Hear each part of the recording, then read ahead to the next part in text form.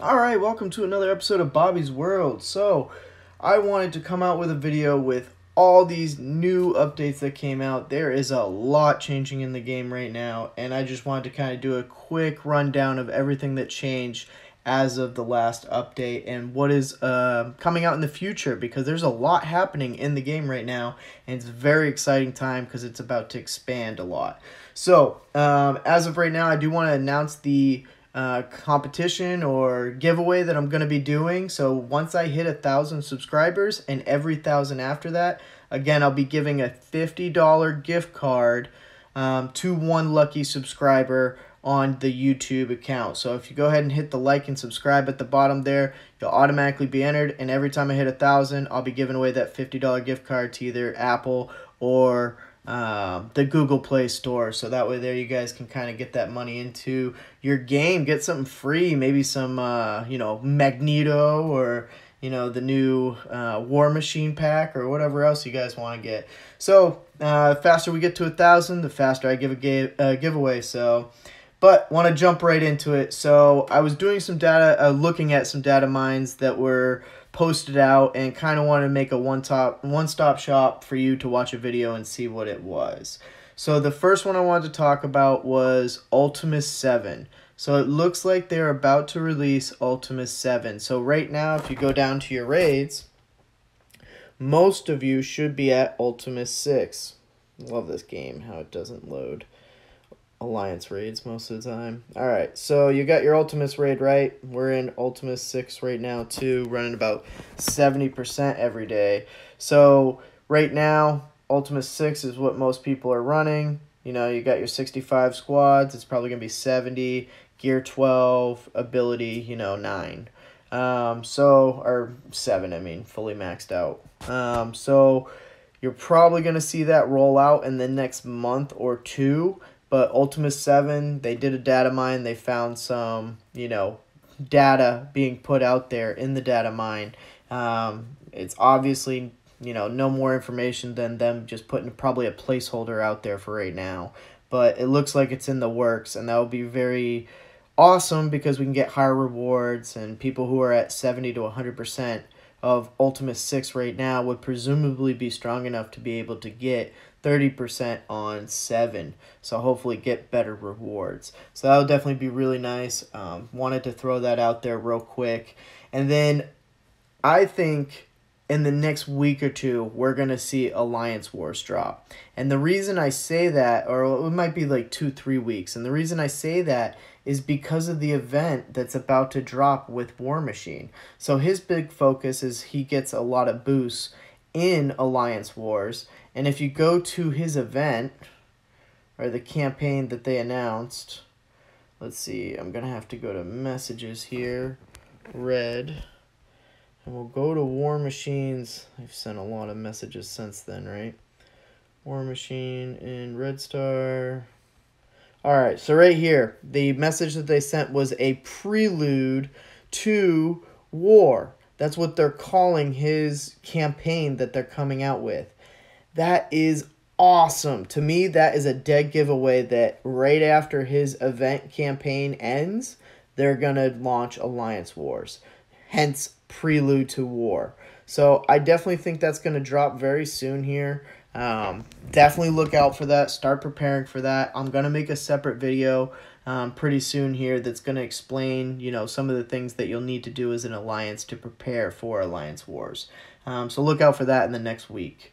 So another thing that I read in the data mine that I thought was pretty cool was it looks like they're going to do a Groot and Rocket event, kind of like, Miss Marvel and Scarlet Witch and, all these other different ones that they used to do for a quick little event.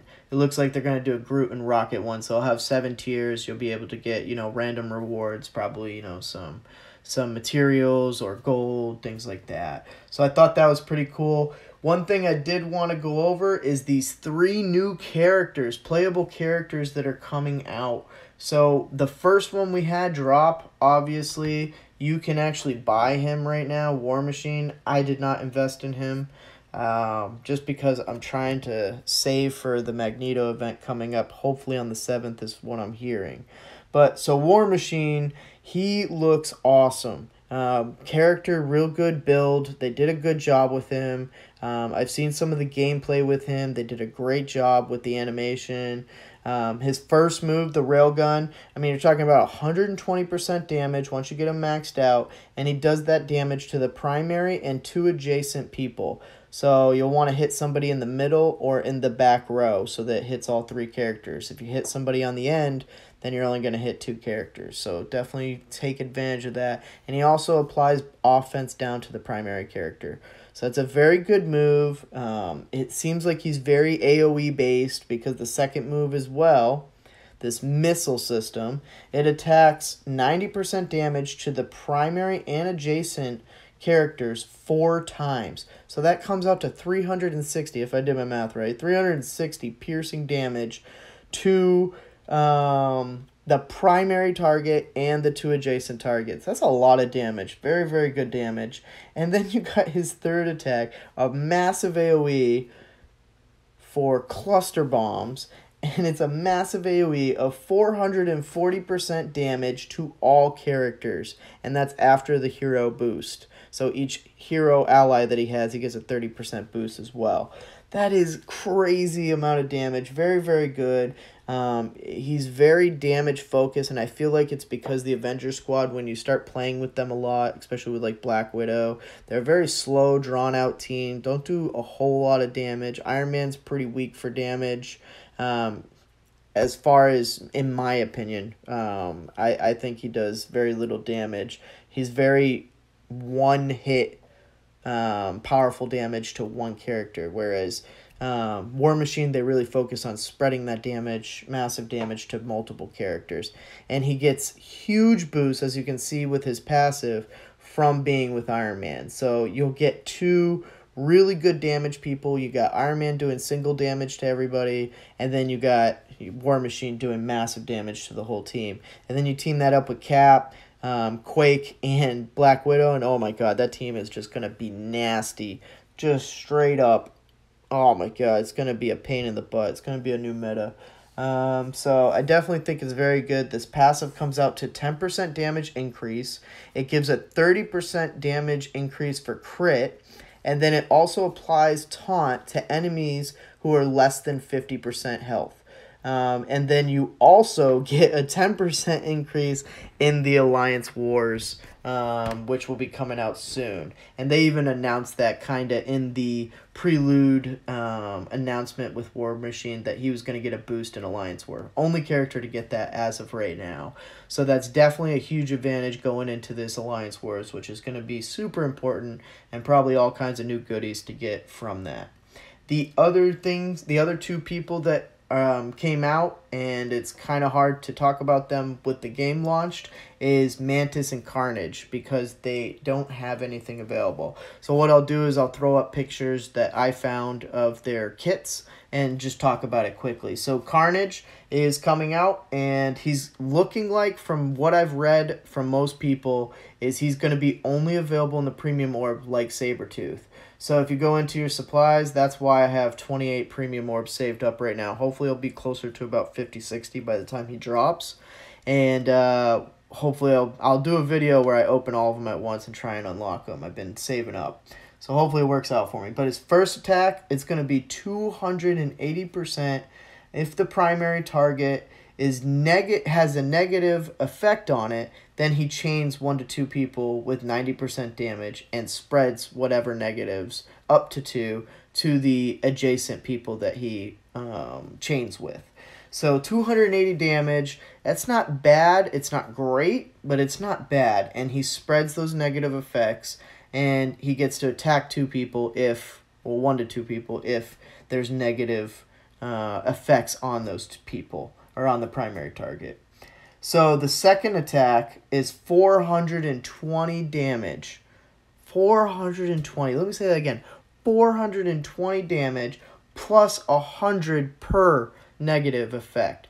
So if you team him up with somebody like Venom who applies, 3 bleeds, or, you use his third attack, Carnage's third attack, which gives 2 bleeds for 2 turns, and 3 possibly, then you're literally talking about 600 to 700% damage. That is insane. 700% damage. So you want to team him up with people that give a lot of negative effects. So that way there he can take advantage of that with that second attack. And it removes all the negatives after the attack though. That's the only downside. So if it is a bunch of bleeds, those aren't going to do damage. And then he attacks adjacent targets for 250% damage. So it's not just a one-hit wonder there, you know, kind of like Iron Man's ultimate. He's also going to attack, you know, the adjacent characters as well. Not as powerful, but 250% damage is not bad. Then his ultimate is 500% damage, which is insane. Very, very, very powerful. They made him really strong. He's going to give 2 bleeds for 2 turns. And if they're above 50% health, then he's also going to give another bleed. So he'll give 3 total bleeds and 500% damage to that primary target. Very, very good. Definitely check him out. His stuff is a little more complicated. It seems like they're really pushing these complicated kits with all kinds of random power-ups. Look for that to maybe be glitchy in the beginning when they first launch. Mantis. So Mantis is looking like she's going to be a BLITZ character released. And she looks really good. Just realize she is going to be very raid-based. So she's not going to be somebody that you're going to use in your Guardians team as an arena defense or arena offense or, you know, a blitz. You don't really want to use her because that healing is not going to be necessary.